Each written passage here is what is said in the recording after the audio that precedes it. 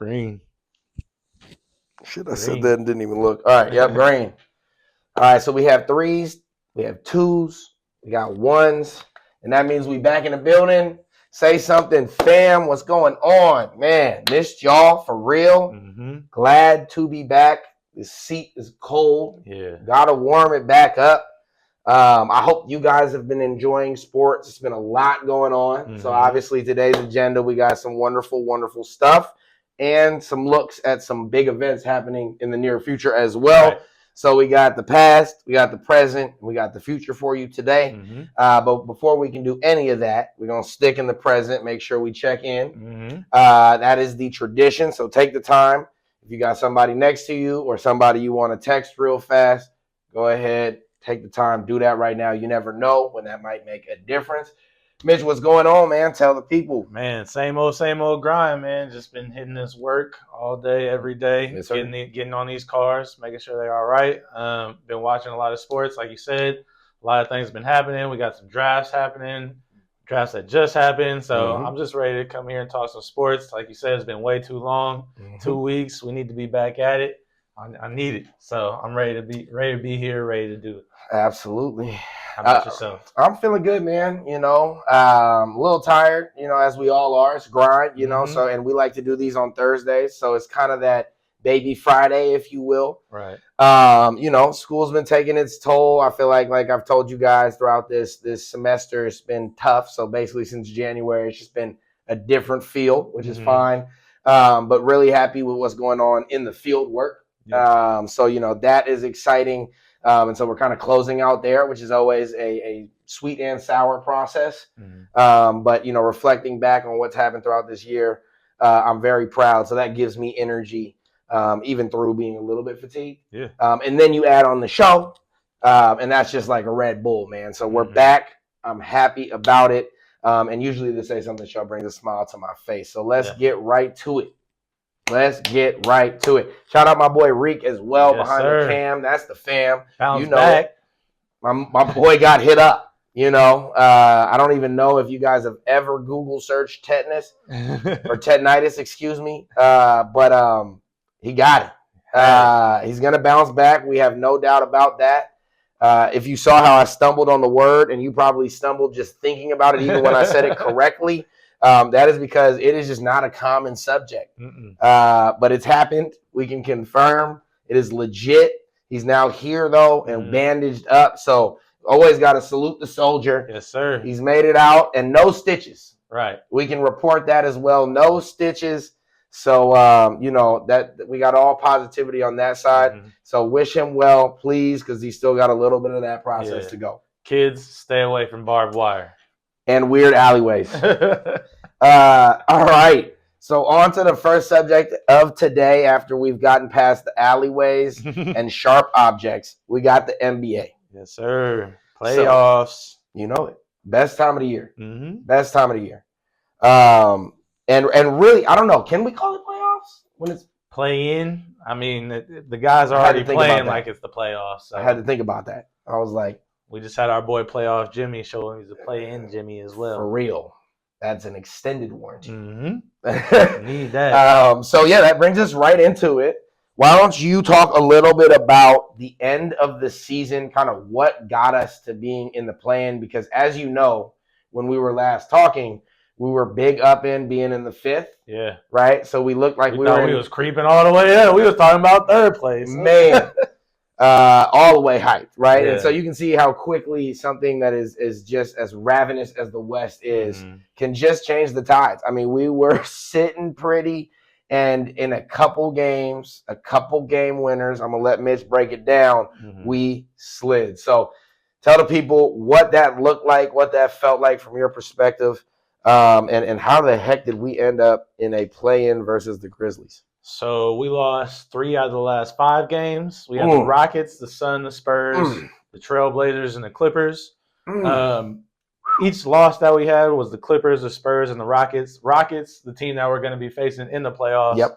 They're a young team that is showing that they're not a joke. Right. You know what I mean? Right. They're legit. They were in second place for a reason. So they're going to be a team to always deal with for us. And they just have a lot of size, a lot of athleticism, a lot of youth. The Spurs, I think that was insane. That's the one we had to win right there. I don't know what we were doing, what we were thinking, why we thought that was going to be a cakewalk. They have some young bulls over there that's trying to show that they can really hang. So you knew in that game that they'd really try and show out because that's what they had to play for as young guys in the league. Hey, we'll take you out. We'll make sure you don't get the seeds you want. And they had Chris Paul egging them on, our ultimate hater. Oh, my God. Chris Paul. Ultimate hater. Did you see his stat? He played every game. He started every game this season. And it's just like, bruh, the way you played with the Warriors was so ass compared to the way you just – you didn't even deserve to have, like, revenge games against us since we were your former team. Right. You played so bad that the fact that you even were getting dubbed for the Spurs and stuff like that is just – you must really hated us and was like, I'm going to join y'all just so I can mess things up, and then I'm going to move to the next team and start playing well again. But that's neither here nor there. And then the Clippers – always a tough matchup for us. They got boy Kawhi. Zubac is always down low. I mean, you've seen in this game against Memphis. 2 warrior killers, dude. Those two, dude. I mean, Memphis had Edey. He wasn't as productive offensively as they needed him to be, but had 17 boards. So it just shows that that's our biggest weakness, right? Like, we have no size. And so when things come down to the wire and it's bucket for bucket, and they're just going down low or maybe shooting up a shot but getting 2 or 3 offensive rebounds just because they got taller players tipping it. And then we go down on the other side and it's just Steph trying his hardest against everybody. And they're double, triple teaming him, and he has to hug up a tough shot. And it's like hard to blame him, but, we want something better than that when we're seeing the other side having easy buckets compared to what we're getting. So we kind of stumbled towards the end there. Ooh, did we? Led us into the playing game where we played Memphis, where it was a tough game. We let them come back. We knew it. We let them come back from a 20-point deficit, and I'll let you continue to talk about that one because you were just talking about how their youth really showed up. Yeah, absolutely. And that was a perfect synopsis of that end of the season kind of breakdown. The only thing I need to add is that, like, that was a Harrison Barnes game winner. Yeah, bro. Is he even still over there? I was just looking. Yeah, he's that's why if you check back on the tape, you can watch when he's talking. I'm looking for Harrison because I'm like, I can't see him really from this angle. So I'm like, did he poof and disappear? Harry? Did I get him gone in my sleep? Because that was insane for him to be even with us. Right. I mean, we know he had like 27 in the game. Bro, he was going crazy, bro. Not to mention, this is the last thing I'm gonna say about Harrison Barnes. I recently watched highlights of the finals that we went to with you. The last time we had you, I'm borderline convinced you threw that game. Like when I rewatched it, he gave the 0 for 10 Clay performance. And let me tell you, if you go rewatch it, it's shocking. The amount they treated him like Gary Payton, and he shot like Gary Payton. The second, that's what I'm saying. The second, yeah, absolutely. So anyway, like I said, I'm gonna leave that there. But the Grizzlies, yes, what a game! We knew it was gonna be a showdown. Similar to some of these other teams in terms of just how they play us. It's just you feel like it's always gonna be close. Yeah, and. I would actually say Houston, we've had an upper hand on this year. Our playing style has somehow come through on the way that they play just because they're a defensively constructed team and sometimes their offense isn't the greatest. And so we are weirdly one of those teams that when we're hot, we're one of the most unguardable teams in the league. Yeah. And that has just worked against a team that just denses up the paint, right? And that's what Houston does. But back to the Grizzlies. Zach Edey, I think that was a mistake. Yeah. Guarding Jimmy? The 17 points.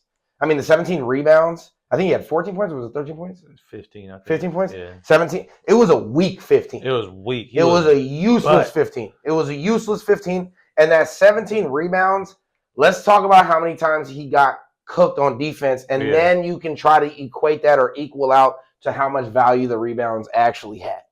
Right? Because to me, that's one of the emptiest, decent-looking stat lines I've ever seen. And when you think about how we line up, I really feel like they were tripping when they let go Dylan Brooks. Like when I look at how they now have to defend, the fact that you now have to have your lineups don't allow you to be able to throw a Jaren Jackson on a Jimmy Butler. Yeah. Because the reality is, if you put Zach Edey on Draymond Green, what are we doing? We putting him in the pick and roll. You have to. He's going to end up popping out on Steph. Game over. That's drop back Edey. He's dropping back like Tom Brady. He is not going to come out and push up, and you do that to Steph Curry. Right, hello, another 50-point playoff game, right? So when I watched that, I doubt their old coach would have did that. Like, that's what's so funny. And I don't know if y'all remember, obviously they made a coaching switch, and I wonder if all these coaching switches are coming to bite these teams in the butt, because we've never seen timing like this, ever. I just wonder. And when I watched the Grizzlies, that team looked so disastrous in the late game. They looked like us. Yeah, they were throwing the ball away just as much. And so to really break down the game, we went up big. We went up 20. We had control in the first half. We really, really looked dominant. Jimmy Butler was playoff Jimmy. He was there from the start. Yeah. It was very clear he was ready. Stephen Curry looked good. He was attracting the usual attention. What I will say is nobody else ever showed up. Like, we got a couple other statistical, output from some players, but it was hollow, similar to Zach Edey's, where it was just invaluable points. It was not super efficient, and that scares me. And I think that is truly what allowed the Grizzlies to get back in the game, is the fact that I don't know why we stopped going to Moses Moody. I know he made a couple mistakes there, but I don't know why we just harp on this guy so much when he does so many other good things, right? And he's one of these guys out here that my firmest belief with what's going on when we start to struggle is there's not enough spacing. We put lineups out there now that we have Jimmy Butler that consist of Draymond Green, Jimmy Butler, Gary Payton, Podziemski, and Steph Curry. That is a lineup that is asking for the best of the best out of everybody else. You are asking for your greatest moment to happen now and all the time, if that's why you want to live with that lineup, because you're going to die with it too, right? And that scared me, man. Like, when I was seeing that, I just don't know what it is. And then Jonathan Kuminga getting a DNP, if this isn't contractual, because I'm convinced it is. They do this a lot. You see it around the league all the time. When a player has underperformed to their expectations, but you know that they have value across the league, teams do this to try to reattain the player at a lower value than they would have to give. It's so sad for me to watch, but it also makes sense, and we talked about this the second we got Jimmy Butler. Where are those minutes going to come from? Where are they going to be taken away from? It's going to be Kuminga. And because Moody can shoot, Jonathan Kuminga is essentially another Jimmy Butler with just less of that game savviness, right? And obviously just no clutchness in comparison to Jimmy. And his free throws are garbage. So there's just a lot of areas in terms of the between the lines where Jimmy obviously puts us over the top. But if it weren't for both of those guys showing up in the way that we predicted they would, we have no shot in that game. Like, we wouldn't even have had business going up 20. And when you look at our bench stats, you look just across the board, nothing was good except for Steph and Jimmy. And the Grizzlies figured that out. I mean, by the third quarter when they made that run, that's what they figured out. Nobody else showed up. Okay. Nobody else is here. Right. Okay, we can't keep putting Edey forever on Jimmy, right? They did finally figure that out, right? I still think it took too long, and I still think he got too much burn. But if it weren't for a Herculean performance from Steph Curry, where he's hitting some shots that are Olympic kind of hype, where it's just, what? We honestly are clearly out of that game, and we still could have been if it weren't for Ja Morant's ankle twist. Right. Which happened at one of the most clutch times. We're talking about right at the end of the third, going into the fourth, and they were making a run. I think they had taken the lead on that play. They were in the lead, right. So they were not only making a run, they were in the lead. And it looked like at that point they had an opportunity to not look back. And we looked like we had an opportunity to not find an answer. And, what I will say as well is Jimmy Butler missed, I think, 6 free throws, which was shocking. And he still came through in so many other areas that we can't say nothing, but he had 38 points. Would have been 40-something. Easy. And so there is that as well to kind of offset in terms of at least one thing that you can look at that was not the norm for us that could have helped. But I truly think that Ja injury swayed it. And I'm obviously a Warrior diehard, but like he had to sit for so much of the fourth right there. And it just allowed us to take those last couple punches. Yeah. It really did. And then lastly, you know, we're down to the wire as the Warriors know how to do best. We are in a 1-point game pretty much for the whole, last 3 minutes. And, you know, we end up forcing, astonishingly, a 5-second violation on the inbound. Out of nowhere. I mean, and this is Steph Curry on the ball, who originally wasn't even going to be on the ball, but we realized very quick, Steve Kerr realized very quick, you know, what if we get it? That's the only guy that we can trust to hit free throws. He was 13 for 13, right? Or he ended 13 for 13. Yeah. I don't know if he was that at the time. But, yeah, so he's on the ball, jumping around, blah, blah, blah, blah, blah. They can't get the ball in. Made their coach look like an absolute first-timer. And that was it. Steph Curry goes back to the line. See you later. We're on to the 7th seed, ready for Houston. They're having to go play tomorrow night. And it should be a heck of a game. I mean, you know, they're going to take on the Mavericks. AD is there. I do think the Grizzlies will probably get by them. But, you know, one for the Warriors that I think now puts us in the position we want to be, which is the series. Because you see how scary that kind of stuff is for a team like us, right? Where it's like we can't afford to not have the other guys show up. And we are a team that's liable to have that happen in one-offs, for sure. And we just were lucky enough to have now 2 playoff-oriented people in Steph Curry and Jimmy Butler that just said, no, we're good. No, we're actually going to do this. And we're now favored against Houston. And this is very rare. That's wild to me. This is very rare. But Vegas has the last time the 7th seed, I think it's only happened twice. But I think that the last time was like the 80s, I want to say. It's been a long time. Might even been longer than that. But we are actually solid favorites. And it's because we dominated the season series. Like, if it weren't for that last game where they beat us, we would have swept. Yeah. You know? And I think also people are very skeptical. I think people feel how they felt about the Thunder last year is the way they feel about Houston this year. Right, where just a little too young. It's just like why do I know what it takes in that 7-game series quite yet? Yes, and I think have Van Fleety though. Yeah, true, and Dylan Brooks. You know what I mean? Who's a playoff nuisance, but you know, willing to be the bad guy. Right. But they are super talented. It's just I think a lot of people are still surprised at that record. Yeah, for whereas sure. Nobody's surprised about the Thunder's record. So let's look at a quick playoff update before we move forward. Why don't you start off with what has happened in the Eastern play-in, which is gross. The East side. And then I'll update on the what else is going on in the West. On the West side. All right, so the Magic and the Hawks, they played. We had That's so gross. Trae Young, again, as we've talked about before, just a middling team, hovering around 500 every year, and it seems like unless Trae goes absolutely crazy and doesn't make mistakes at all, they're going to lose in the first or second round. Like, they don't have anything that pushes them over the edge, shows that they're a team that can make it to the playoffs and make it past a few rounds and get to the promised land. They just don't have the players for that. And it showed. I mean, they got blown out. It was 120-95. So it was cool to see them. The Orlando Magic get some run in there, show that they can compete, but they're going to have a tough series. I mean, they're playing the Celtics first, so good luck. Yeah, that might be a sweep. We'll get to that, though. Right. Next, we had the Heat and the Bulls.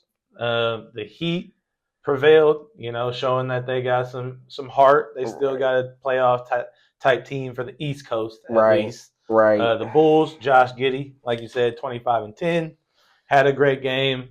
But again, another team that just a little too young, don't have all the players that they need, but it's exciting to see them in the playoffs, get a chance to experience that kind of environment. But still, 39-43 over the whole season.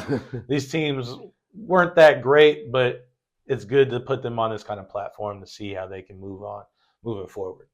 And so those games are now going to lead to what we got coming tomorrow. Yep. We got the Heat and the Hawks are going to be playing to see who can get that A seed. I don't know, man. I think the Hawks, they just don't do it for me. Bro, and the Heat definitely with Tyler Hero. They got Andrew Wiggins over there. They got Bam. Well. Yeah. They got some guys who have some experience who have made it to a finals. So I think they have the edge over the Hawks. You've seen after the last game when Trey got frustrated, got kicked out of the game late. Just seems like that's where they're at, man. Like, we're fun to play, we're fun to watch, but at the end of the day, we just don't have enough firepower to get past anybody for real. I'm convinced, I'd be interested to hear what you think about this. I'm convinced Trae Young, until he's not like anywhere near a number one option, that team won't be successful. Or any team that he's on. But like I feel like, don't you think like 2 or 3 options? But who's the kind of guy who are the kind of guys on a team that would embrace a Trae Young? I feel like he's kind of on the Brad Beal hype of like, I'm the guy though. Like, I'm never not gonna be the guy. So whenever or wherever I go, don't expect me to take a back seat because I'm him. Right. So I'm just interested. I know you just brought this up on the top, but like, you think there's a team out there that could, facilitate someone like him and have him have 1 or 2 guys that could be an alpha to Trae Young? Right. I mean, yes, I do. I mean, I agree with what you're saying. Like, I think that he is one of those like mercurial kind of players who it's like, I think he's maybe more liked by the fans than he is by the actual players. So like and in terms of somebody that like really is truly matching his star power, it's a little more tough. But I could see him going to a team like Orlando, where it's like Franz and Paolo. It's like, you can still cook, but like them two need dub. Also, you're the type of guy who can lead the league in assists. And that's what I mean, is like he has to fall into these other skills that are so unique for him that doesn't require him also to be a number one option. Like, we all know Trae Young can score. We're not going to say he's ever going to be like less than a 20-point. I'm not saying that. I'm saying like we can't be requiring Trae Young to be going for 27 and trying to get 12 assists. I mean, it's just that's too much offense through him. That's too much weight on that guy. Yeah. And we've all seen how that's turned out. They can't beat anybody ever. And everybody they've added next to him has been like non-offensive complementary stars, where sometimes they're good defensively and they're, of course, never good defensively. So I get why they're convinced that'll help. But you got to get some guys. Is Rich Arche that guy? God. And again, I mean, I hope so. But again, these are guys where it's like, yeah, he did towards the end of the season, especially. Same with Star. I mean, they both started showing out. But in terms of like a star who's like, I think Jalen Johnson is closer to that in terms of like, give me the ball. You know what I mean? Like, get out the way. But is he really good enough to be, I mean, it's sad they didn't have him right now for this run, but is he good enough to really make it to where, I don't know. I think you do need like a Paolo or like a combo of 2 kind of players like that, where it's just, even if he wanted to and he was in competition with one of them, he still got the other, so you wouldn't even have a choice. But that brings us to the West, because we've already obviously talked about the Warriors, which was one part of that. Then we had the Mavericks versus the good old Kings, 2 teams that were really floundering towards the end of the year. I mean, you guys all know what happened with the Mavericks. Woo. Probably one of the most infamous trades in NBA history, maybe at this point. And people want Nico's head, and people want this team to lose anyway. And then you got the Kings, who De'Aaron had that whole issue, coach out of there, right? And Mike Brown, all these people, and now they just lost Monty McNair, who's their GM. So when you look at that, that's the only people that have ever won with Sack in the last like 20 years. You know what I mean? So it's like, and that's saying a lot by saying one with it. Right, like real talk. It's like we barely were getting over 500 compared to always being under 500. And you trade De'Aaron Fox and really get no assets. Like you're trading De'Aaron Fox and you're getting really like you're lumping it all up on Zach LaVine. I mean, it's just a mess. Yeah. And thankfully AD is really like taking some of this personally, in terms of like, I can tell he's hurt. by how Mavericks fans have reacted. Mm-hmm. I think he understands, but I think he's also a bit shocked that it's like, I mean, people don't even talk about AD. Yeah, it's like, I'm AD, though. Like, I've been AD this whole time. And dude has just disappeared since he's been a part of the trade. Not actually on the court, but like in terms of like the media, everything, it's like, it's as though they just traded him for a black hole. Right, you know, it's like nothing. But, you know, back to the game. Mavericks get by 120 to 106. Kings were honestly never really in it in the second half. I mean, the whole game, it didn't really feel like it was going to be close. I don't know what they're trying to do over there. I feel bad. 0 point guards. None. Oh. The whole, like, nobody runs that offense whatsoever. None. It's like, here you go, Sabonis. Oh, you don't want it? Here you go, DeMar. Oh, Zach. Yeah, there you go, I guess. Like, it's a mess over there. So the fact that they even made it to the play-in just shows how much just, like, star power Sabonis and Fox had before the trade was made. Yep, exactly. And, you know, Keegan hasn't, you know, really he never flourished. He's hit the ceiling. Yeah, it's just one of those things where I think that team is all individuals, and you see that all the time. Who's Brett Ellis? Yeah, Keon Ellis. Yep.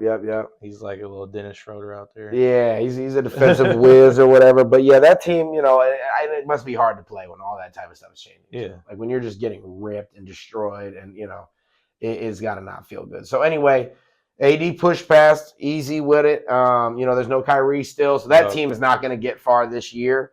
But I think AD is trying to bring him a little bit of peace just because Dallas is hot. I mean, Dallas doesn't even want to be a part of that team anymore. You know, Clay had a nice little couple threes. Clay went off. Yeah, Clay went off. Clay did his thing. So that was cool to see Clay get some action after going 0 for 10 last time he was in the playoffs. He was getting shimmied. Yeah, and so he went 5 for 7 from the 3, 23 points, 5 rebounds, 2 assists, 1 steal, 1 block, 1 turnover, and he was plus 31 on the plus minus. Playoff Clay. Most on the team.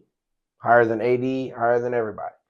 And that just shows you that's a vintage performance. I mean, 5 for 7, 8 for 11 from the field. Obviously, less volume than he ever had with us at his peak, but that's the kind of numbers that scream playoff Clay. So happy for him. That's another team that has no point guards. Yeah. They got Najee Marshall running the point guard. He's like 6'7", and he was like a straight up wing on New Orleans on his last team. So good luck to those boys. Everybody over there is about 7 foot. So congratulations. You're the opposite of us. And you know, they're not going to make it far this year, but hopefully they come back healthy next year because I actually do think that roster, solid. You know, when you look across the board, I don't know how they're playing Max Christie 13 minutes a game. I don't know how Jaden Hardy's getting 2 minutes a game. Spencer Dinwiddie's getting 2 minutes a game. They got dudes over there. So I don't know, you know, at the end of the day, if they come back with a similar roster next year, I think they're going to surprise a lot of people if they're healthy.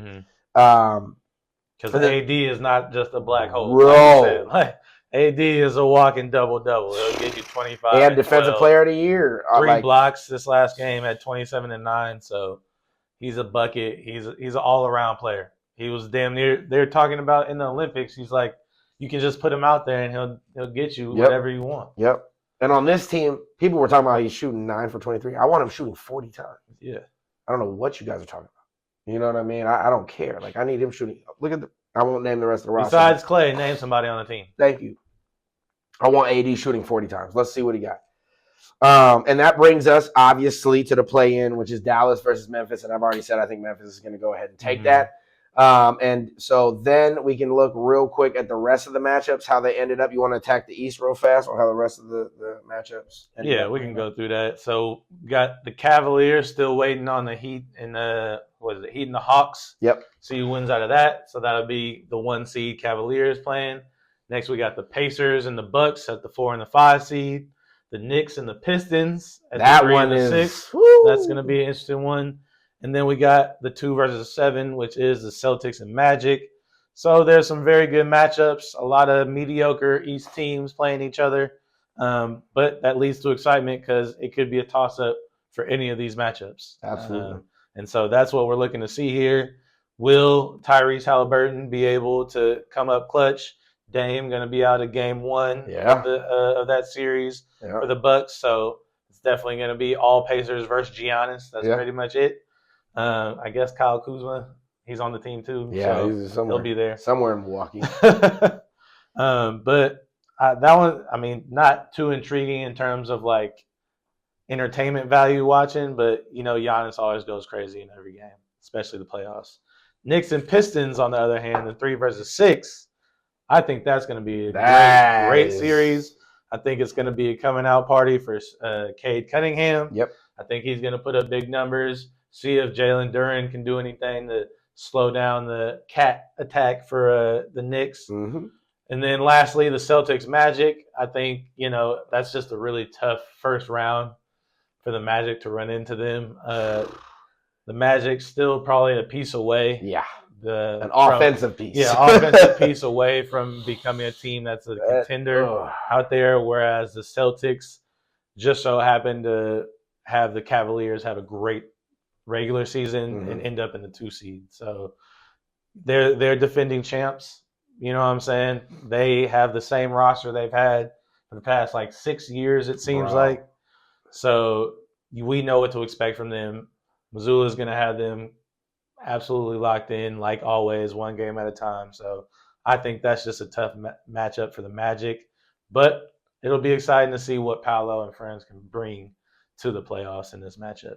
Absolutely. And then over to the West, we have the Thunder waiting on the winner, obviously, of Dallas and our good friends, the Memphis Grizzlies. In the next series, we have the 2 versus 7, which is obviously us.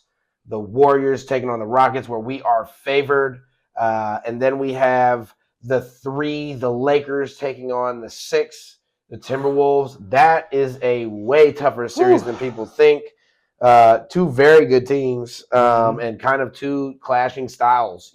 One is really there to be physical, kind of play offensive ball the way they want to in the Lakers, and a team, the Timberwolves, that are trying to just lock you down and then let AE do whatever he wants to, And then we have the 4 and the 5, which is the Nuggets versus the Clippers, which I think is going to be going to Game 7. I think those teams are both very slept on in terms of just where they ended up seeding, but we all know how good they are. So not slept on in the sense of not knowing that, but just what they could do this year. I think people are kind of forgetting that it's who comes out of that series could be real damage makers in the way that this ends up shaking out in the long term. Yeah, healthy Kawhi in any playoffs is dangerous. And then because Shea is probably going to win the MVP, you somehow forget that Jokic is on the 4 seed team, and Jokic can take a team all the way, triple doubles every game.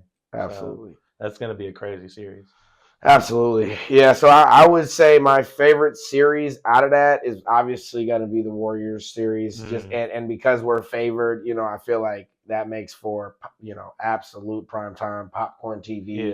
Yeah. But, if I weren't going to add any bias, I personally think that 4 and the 5, I think both those teams, where they were playing at the end of the year, they looked both like they were the best teams in the West. Obviously the Thunder, we know what's going on, but the way they were playing towards the end there, really gelling. You said, Kawhi is back. They're both healthy, ready to go. They have Jamal Murray back as well for the Nuggets. So that should be amazing to see. But I wonder what will happen, in terms of how that coaching stuff will affect the Nuggets. So who knows? Now we'll just move on, because we did, a nice finger roll for you guys in the NBA. And obviously we'll keep you up to date with everything that happens. So make sure you're in tune, because obviously, like we've been saying this whole show, playoff basketball is really where it's at. And probably next show we'll talk about how we really feel overall about the play-in once it's kind of over and we're looking back on it. But for now, we're going to move on to the NFL, because tomorrow we have the NFL draft. That came quick. So Mitch is going to take you guys in Raider Nation through 3 options for your team in the draft and what he would like the theme to be for the draft tomorrow for the Raiders. So for me, I think it's all about taking the best available player, especially with what the needs that we have. And it's looking more and more likely that everybody out there wants us to pick Ashton Genty. I think that would be a great pick for us. Yep. I do think it's tough since the last few years when picking running backs, it's kind of been devalued a little bit.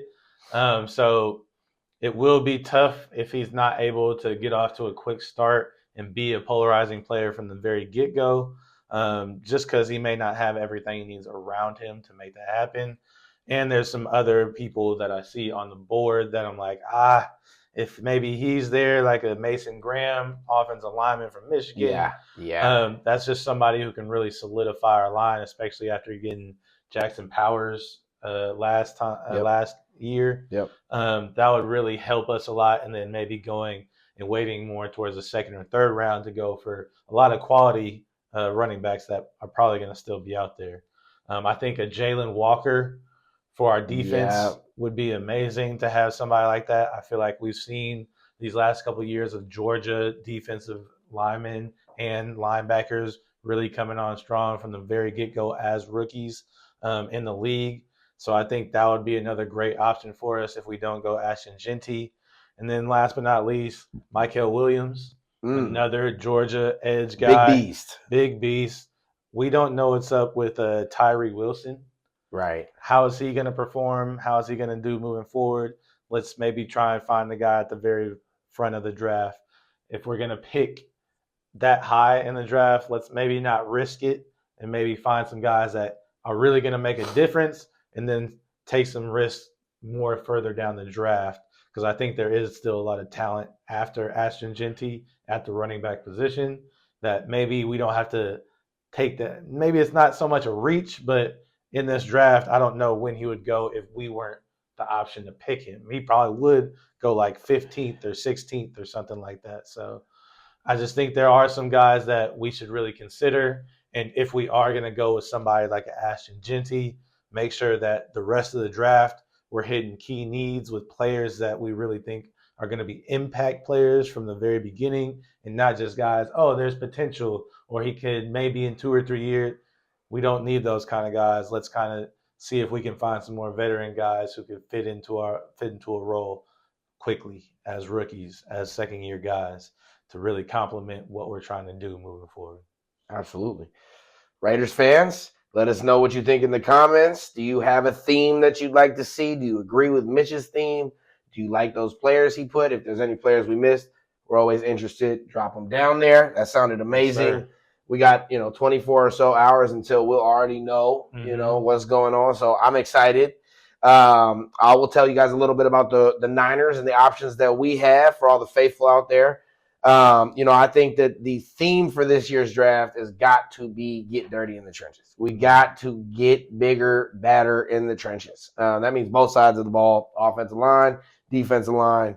Whenever we've been good, that's just who we are. And I think, we had so much glitz and glam over these last couple of years with so many stars, rightfully so, that, you got to lose certain areas of your football team when you're that shiny in all the skill positions.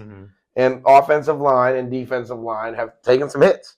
And so the guys that I would bring up, one overlapping guy from both the Raiders and the Niners' potential scout departments would be Jalen Walker. I personally believe, that's kind of the trenches. He's a hybrid, but we're the type of team that really has built players like that before. And I think that he's really good off the edge, but he's not just that. And so I think him being able to play in a lot of packages with Fred Warner, being able to learn alongside him, he's great in coverage, he's fast. He used to be playing safety. He's been moved hybrid around all over the field. And, he's played in Georgia against the big boys. So he's used to figuring out how to get it done wherever he's lining up.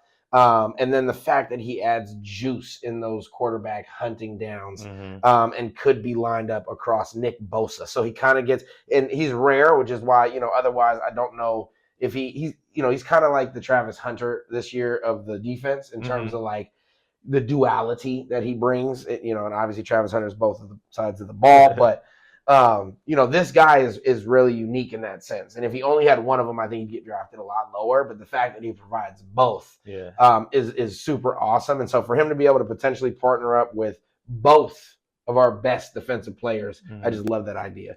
The next would be Armand Membu. I don't know anymore if he's going to drop this far. At one point, it looked very realistic. The tackle out of Missouri.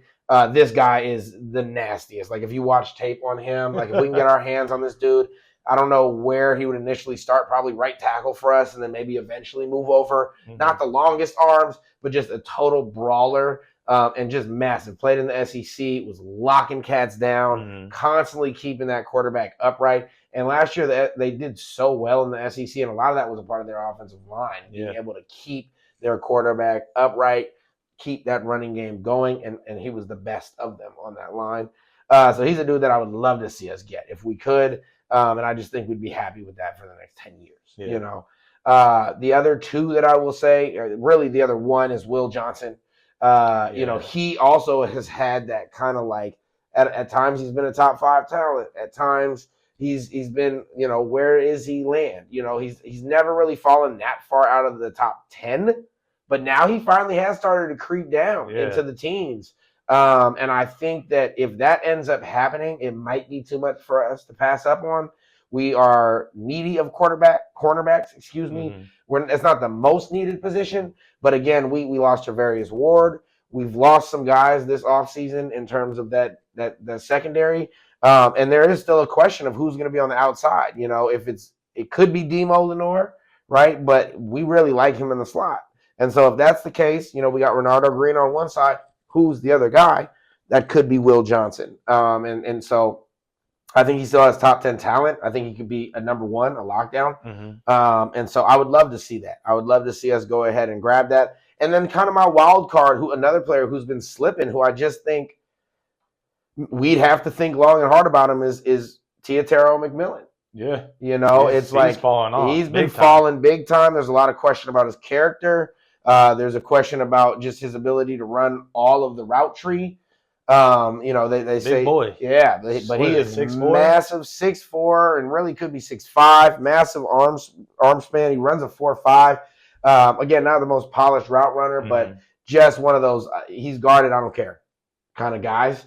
And I think if he's there, the way our wide receiver position is shaken up, and I think after what we saw in Purdy last year, where it's like we know Purdy's good, but we also know Purdy needs people.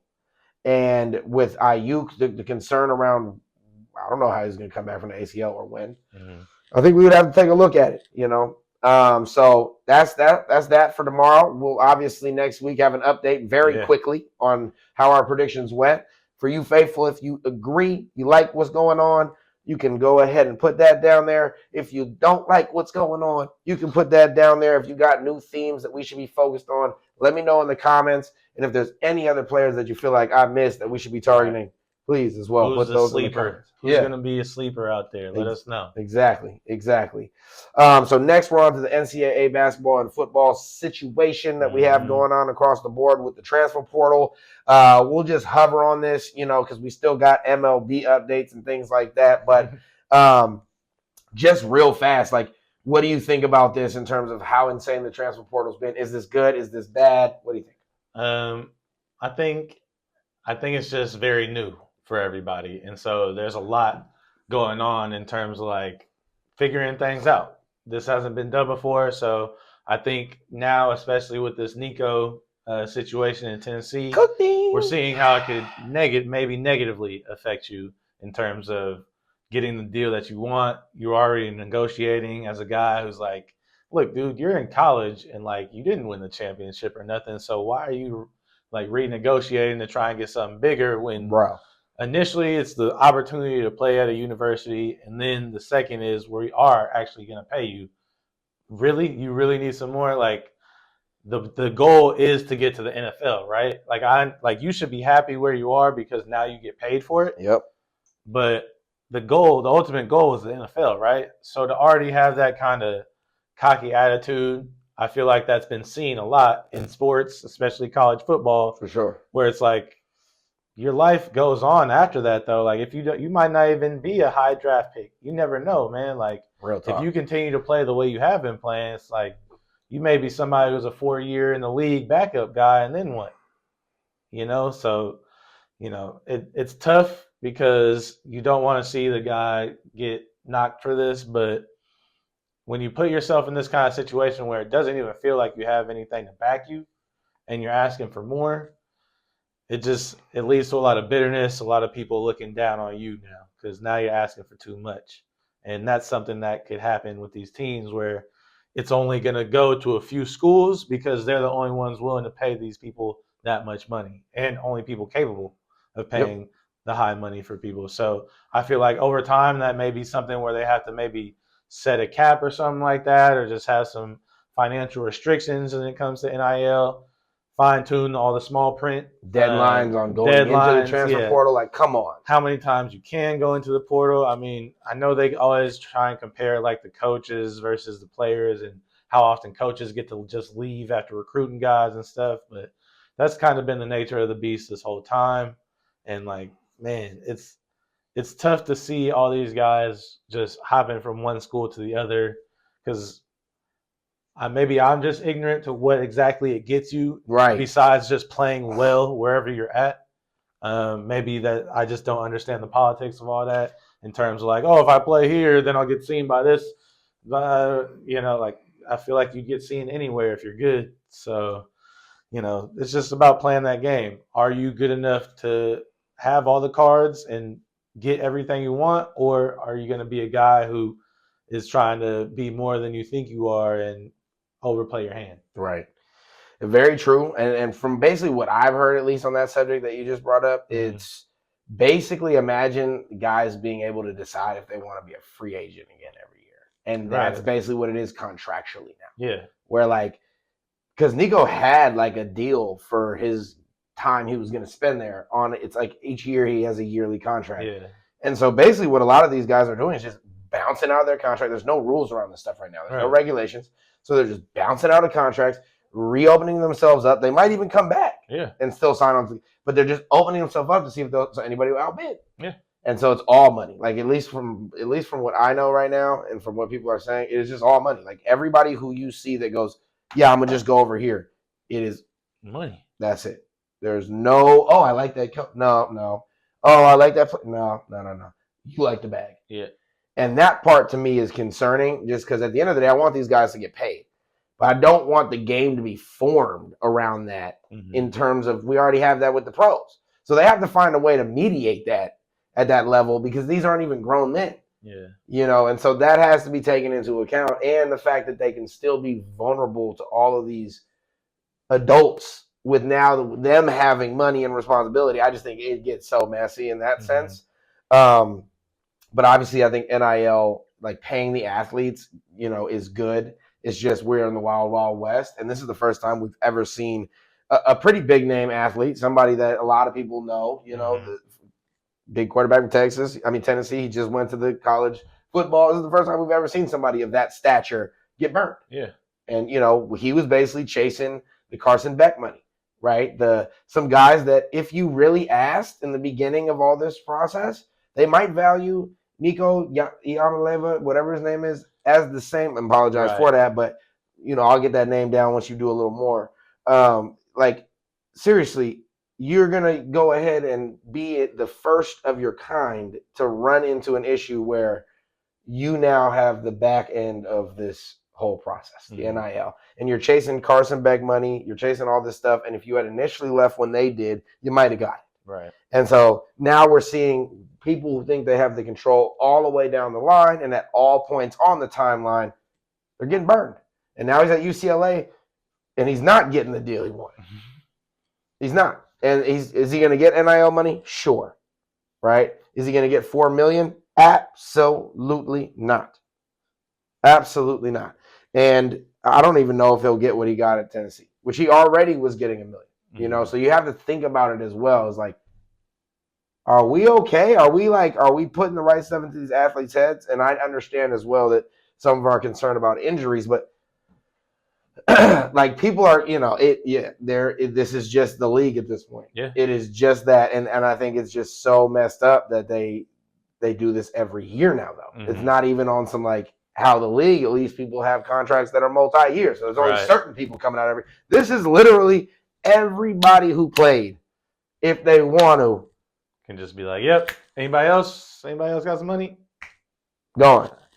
So they got to figure that out. Sorry to you, Nico. Get well soon. I know you got cooked. Hopefully you can actually do something for UCLA. Right. Because at the end of the day, like Mitch said, you weren't even playing at a level to where we would even feel like we need to raise your contract. Why would I? Even talk about you. Why would I? Exactly. Like we would know your name. I would be pronouncing it. I don't care how long it is. I'd be pronouncing it super fluently and super perfectly if you were doing what you said you're worth. Mm-hmm.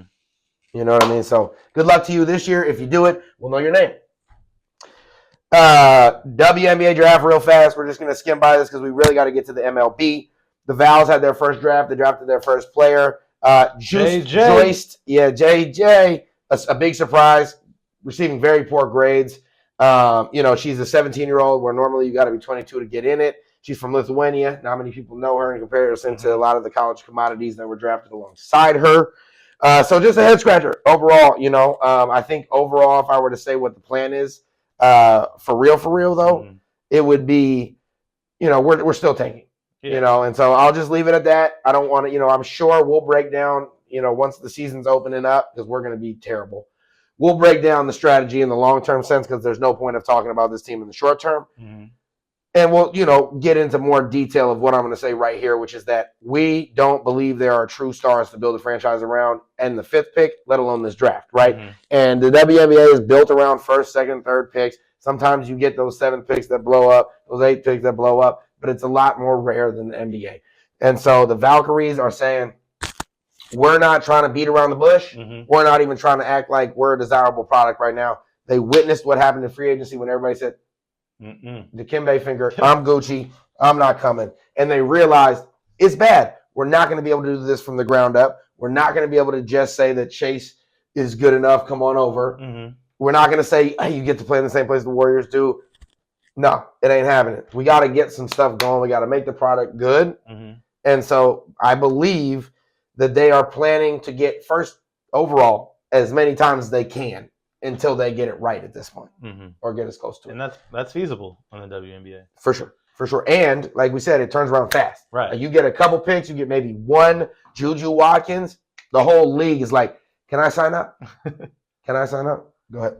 I just want to say for her, with your first name, Just, however you do pronounce it, I suggest you go over to Nike and get a slogan that says "Just Do It." Your name is Juste, but I'm in on it. Just Do It, and have shirts just for you with Valkyrie on there.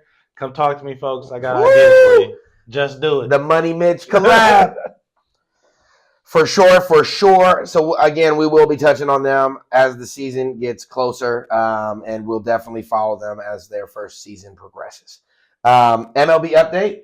Got my boy Mitch. Quick with the MLB update, we'll go best and worst. We got the best at the top of the hill. The Padres absolutely killing it. 15-4, doing their thing. Loving the sun down there in San Diego. Enjoying playing ball. It's crazy. On the flip side, we got up in Mile High. Guys playing real low. 3-15 to start off the season for the Colorado Rockies. It's tough up there in the mountains. Just to talk about our squads real quick. We got the A's and the Giants. Giants starting off hot this season. Yeah, somehow. Somehow, some way. The Giants are 13-6 in a tough NL West. But they got some guys showing out. Jung-Ho Lee at the top of the lineup, batting 348. Wilmer Flores, guy from the New York Mets, came over to the Giants, has been balling, 6 home runs, 23 RBIs, absolutely killing it. Mike Yastrzemski's got great OBP, on base percentage. He's always getting on base, 439. Helio Ramos has been doing solid. Willie Adames is starting to come around. Had a tough start to the season. Got his first home run real lately, but he's somebody who's going to be trying to make a change for the team. He's been playing great defense, though. Last but not least, we got Tyler Fitzgerald, who's been absolutely dominating for the boys as well. Batting 309. Nice. Mike Yastrzemski as well has been batting over 300, has double-digit RBIs. Yazzie, baby. This team's showing out. I mean, like you're just saying, not a lot of names you maybe heard of, but they're playing good ball right now. Yep. On the flip side, we got the A's who started off real bad, but then have been kind of making steps to get closer to 500 and push above. 8-10. 8-10 now. I think they're playing the White Sox currently in a series with the White Sox, scraping them. We got a bunch of young guys showing out.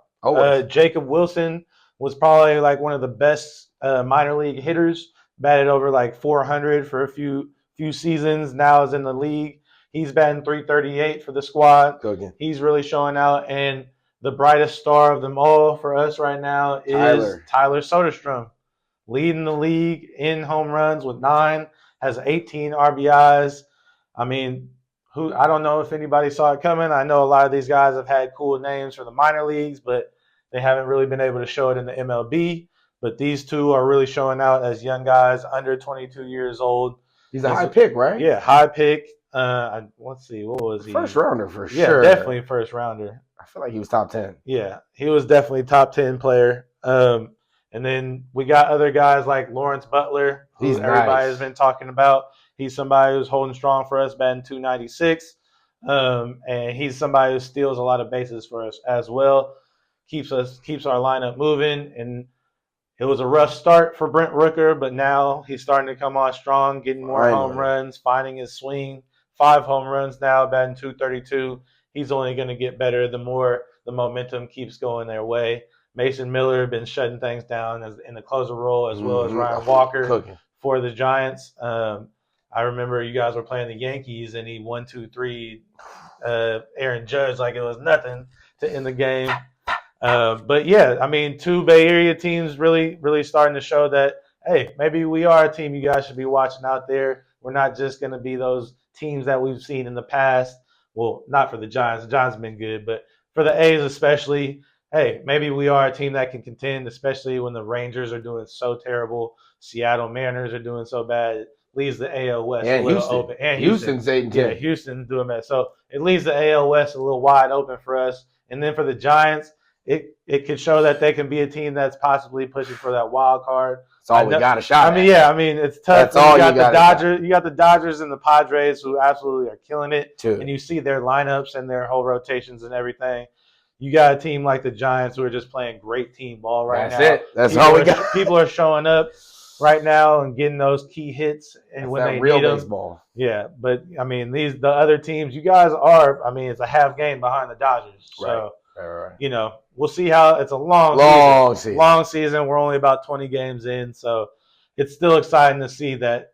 Hey, these teams aren't ones that you already need to check out on, like the White Sox or the Colorado Rockies or teams like that, where it's like not even worth it. Not even Can't watch. I don't even think they have TV deals. So other than that, that's the same likely guys. Aaron Judge doing his thing. Hasn't been as exciting as the very beginning of the season, but same names out there. Gunnar Henderson just hit his first home run after being injured for the first part of the season. Anthony Santander has been showing up. Spencer Torkelson for the Detroit Tigers has been showing up. So, I mean, there's a lot of good names. I know personally from my fantasy team, a lot of the players like Jose Ramirez and Marcus Semien, and some of these names have been reliable in the past, have really, really struggled. I've been having some under 200 weeks with my squad. So we'll see how it all shakes out. 20 games into a 162-game season. Long way to go. Absolutely. Last thing I'll say, just to add on, how crazy is it that it seems like their new Sacramento, it looks like Coors Field West. Where it's like, dude, they have the highest home ERA. It's 5.89. Yeesh. That means there's no pitchers that are throwing well in that place. So, like, who knows? That might be a great. I mean, it doesn't seem like it's that big of an advantage for the Rockies, but like maybe for the A's, they'll figure out a way. It really feels like home run derbies when they play in Sacramento. Like for both teams, it's like who's going to hit the more. Whoever hits more home runs is going to win the game. Straight up. And it looks like a little league. I mean, there's like people sitting on grass. It's like you're like, what? And then a bunch of them. I don't know who's off here selling. They're selling a bunch of Sacramento shirts. Mm-hmm. And it's not even. I don't even see the A's on it. It just says Sacramento. I'm like, you can't. Anyway. So yeah, I just thought that was super interesting. But Tyler Soderstrom leading the league, baby. Beast. 9 home runs. Beast. And he's giving major Matt Olson vibes. Yeah. I mean, dude, just raking. Just raking. So where we'll close out today's show is soccer, football, however you want to say it. Exactly. The Champions League. So as you guys know, we were down to the last 8. And the matchups got pretty crazy. The ones that I predicted being, really good were, I wouldn't even say that great. Mm-hmm. And then the two that I didn't know how they were going to be ended up being wild. Right. And both teams, PSG and Barcelona respectively, who were in these first games, they jumped out massively in the after the first leg. I thought it was over. I was like, all right, it's good. Both of these teams are bye. And then the next games, both of those teams lost and almost lost in like big ways. Ended up really pulling it back and making it, close enough to where both PSG and Barcelona still advanced. But Barcelona was up 4-0 going into the second leg, proceeded to lose 3-1. So that left it being a 5-3 on aggregate. Barcelona advances. PSG, yes, they went up. They went up 2-0 in the first game, which with a team like that, where comparatively it's just talent-wise, it's like you just think that's cooked. Like a 2-0, if I'm PSG, I'm like, we're straight. Even going to England, I would have just still been like, it's good. They lost 3-2, and that means that was a really crucial 4-3. Yeah. And they're lucky they scored away goals because that's what ended up kind of pushing it over the top in the balance as well, but way closer than it needed to be. PSG moves on. We will face each other. Next, you have or actually, do we face PSG? Yeah, I think we do face PSG. Or maybe it's Inter Milan. I'll have to look that up because I don't want to mistake that. But next, you had Inter versus Bayern Munich. These games were wild. These teams are nasty, nasty teams, both of them in terms of playing their style, holding to it. So Inter Milan somehow won that first game with zero possession. Like I've never seen anything like that, where it was like, I think it was 70-30 for Bayern Munich with possession, and Inter Milan won. And it was like, excuse me, and they won 2-1, I believe. Might have been 2-0, but I think it was 2-1. And then in the second game, it was 2-2, which allows Inter Milan to advance by 1 on aggregate. Might have been 2. That's the one matchup I wasn't paying full attention to. Not going to cap. And then lastly, you have Real Madrid versus Arsenal, which ended up being insane. I mean, if you saw that first game, I don't know if I've ever seen a game that set the tone the way it did. Because honestly, Real Madrid still could have at any point come back. They have that kind of firepower. They are that nasty of a team. And I would not have bet. Like going into it, I did not feel good for Arsenal. Like Real Madrid was pissed. They liked the looks of that 3-0 in comparison to some of the other comebacks they've had. And multiple of those guys came out publicly being like, that's what Madrid is about. Yeah. So I was spooked, but Declan Rice played out of his mind. And if you guys haven't seen the 2 free kicks that he put in that first leg against Real Madrid, you need to get on Google. You need to get on YouTube. Whatever's your easiest search engine, go ahead and put that in there and thank me later. Those were insane. I've played a lot of soccer, seen a lot of soccer. The second one might have been the best hit ball that I've seen. And I just mean purity. There's a lot of different styles of how you kick a ball. When you just talk about putting your foot through something and having it come off exactly how you want it, I liken it to a true sweet spot on a bat where you just don't even feel it. You're just watching it. That's what he had. And if you watch the reaction of Martin Odegaard, however you want to say it, he just loses it. And he's the guy sitting at the little set piece, just waiting on it. And he just watches the thing, and he doesn't even chase after Declan Rice. He's just sitting there going, what am I watching? Right? And then they had a beautiful last goal by Mikel Merino, where it was just it was a Real Madrid's goal against Real Madrid, where it was just beautiful wing play, coming down the line hot, breaking that last defender, taking it to the goal line, quick pass across the middle and a one touch into the corner. And it just really took the air out. Like when I looked at this second matchup, it was like, I don't know how you could play thinking that whatever you were going to do was going to top what people watched in that first game. And that's a problem for teams like Real Madrid. You don't want to be outstyled, and it was already done. It was already done. There was nothing Vinicius and Mbappe there. Y'all would have had to hit 3 bites for us to go, all right, cool. You know what? That was valid, right? And so Arsenal 2-1s them in the second leg. Get them going. So that is huge. That's a 5-1 on Real aggregate. I don't know if I've witnessed anything like that other than when Barca does it to him. But in Champions League, this is rare. Yeah. So that leaves our last matchups. Do you have the matchups up right now?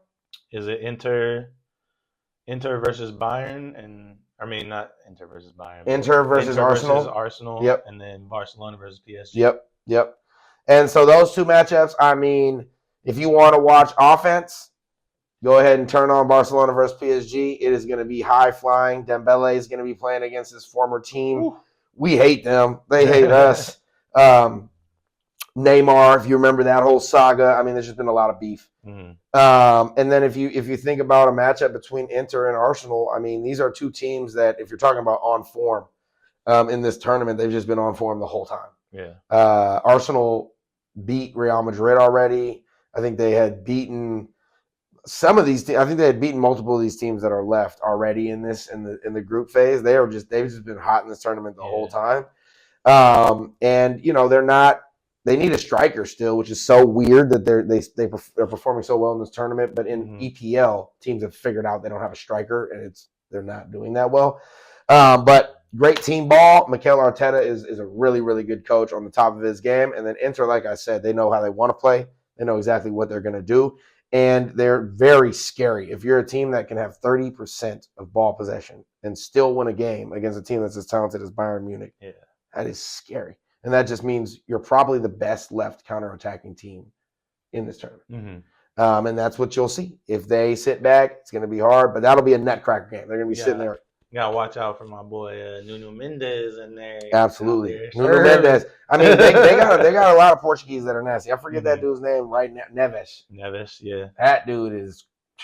My boy Vitinha, he'll run all over the field. He's also super nasty. He's also they all just jogging around together. Yeah, exactly. So anyway, check those matchups out. There's going to be some good stuff going on. I predict Barcelona gets by PSG. It's going to be close, though. It's going to be a barn burner, as they say. But I do believe Barcelona is the most on-form team in this tournament left, and their style of ball, I think, is the most fun to watch. So I think it'll take a big moment from one of these other clubs to take them out the way they're flowing right now, because we will put up 4 or 5 goals on any team. That's just a known thing. Now, will we defend everybody to not score anything? Lamine Yamal. You don't know, but we will put 4 or 5 on anybody. And yeah, Lamine Yamal, best wonder kid in the world. My goodness, if that ain't some form of Messi reincarnated, right. I don't know what's going on. So make sure you check those out. And then in terms of Inter Arsenal, that's really hard. I'm gonna lean towards Arsenal, and I hate to say it, I really do. I just think shout out to my boy Khan. I just think that at the end of the day in this tournament, they're playing. I think they're, other than us, they've played the best. Like if you just looked at what they've done, their body of work, and we've even had a couple ups and downs. But the fact that we're the most high scoring team in the tournament, blah blah blah blah. But in terms of if you look matchup per matchup, Arsenal's done just some absolutely wonderful things. I think they've done everything but win the big ones, right? Like they've been the top of the league. They've been very good every time, but this is their chance. Yep, and this would bring back the old days if it were a Barca-Arsenal matchup. This brings you back to those real Thierry Henry on Arsenal and Vieri and all those guys, Vieira, excuse me, and all those just legends. Sol Campbell back in the day, matching up with Messi, Ronaldinho, Eto'o, all of those guys. Yeah, exactly, Venom. So check it out. Make sure you watch. Those will be coming up in, I think, not next week, but the week after, because there's usually a week break in between. So I'll definitely have coverage on all of that when we come back. So again, make sure you're up to date on all of this stuff that we put you on to about today. And next time we'll make sure we have a fantasy update as well for baseball, just to keep y'all in tune with some ads, some drops, good stuff like that. And until further ado, we'll see y'all next time. Peace.